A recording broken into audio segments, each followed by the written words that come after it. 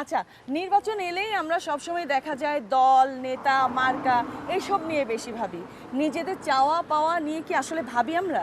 তো সর্বপ্রথম বলবো যে বাংলাদেশের বিগত 50 বছরের যে রাজনৈতিক সংস্কৃতির ইতিহাস বিশ্লেষণ করলে দেখা যায় যে এই দেশে অশিক্ষিত বা দুর্নীতিবাদ যেই সকল রাজনীতিবিদ রয়েছে তাদের সফলতার রেটটা অনেক বেশি, এবং এই সফলতার কারণে দেখা যায় সাধারণ জনতা যারা রয়েছে তারা আপনার খুব দ্রুত সফল হওয়ার জন্য এই ধরনের রাজনৈতিক বা এবং মার্কার পেছনে ছুটে। ব্যক্তিগত যে স্বার্থ সেই স্বার্থকে খুব দ্রুত সফল করার জন্যই মূলত দেখা যায় মার্কা এবং রাজনীতিবিদদের প্রতি আপনার বেশি আসক্ত এবং বেশি প্রেম হয়, এবং দেখা যায় আপনার নির্বাচন আসলে রাজনীতিবিদদেরও জনগণের প্রতি প্রেম বাড়ে, এবং যখন আপনার নির্বাচন শেষ হয়ে যায় তখন প্রেমও কমে যায়।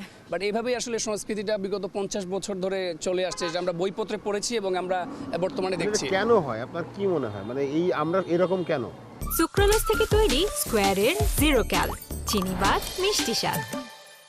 এটা মূলত আপনার যেখানে অর্থনৈতিক যে অসমতা রয়েছে এটা হচ্ছে মূল কারণ।